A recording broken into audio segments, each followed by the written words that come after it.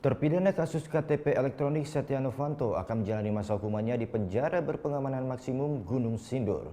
Seno dipindahkan karena melanggar izin keluar berobat dan tertangkap kamera netizen sedang jalan-jalan di toko keramik di kawasan Padalarang. Selain pemindahan, penjagaan LP Sukamiskin yang bertugas mengawal pun diperiksa dan akan dikenakan sanksi sesuai kesalahan yang bisa berujung pada pemecatan.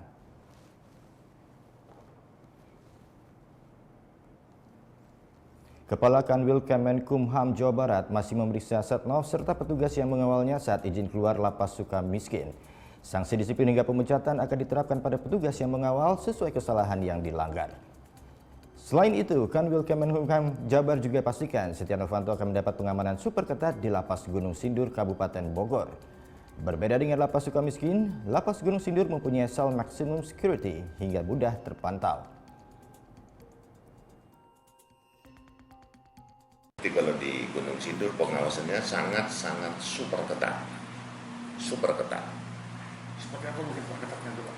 Ya, kalau sempat di sana itu apa yang saya katakan tadi, one person one cell.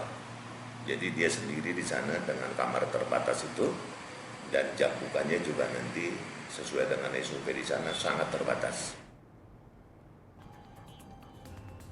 Sebelumnya, beredar foto Setnov sedang jalan-jalan di sebuah toko bangunan di kawasan Padalarang, Bandung Barat Jumat sore. Padahal Setnov izin keluar Lapas Sukamiskin untuk rawat inap di Rumah Sakit Santosa, Bandung. Atas kejadian ini, Setnov pun dipindahkan dari Lapas Sukamiskin Bandung ke Lapas Gunung Sindur, Kabupaten Bogor, Jumat malam.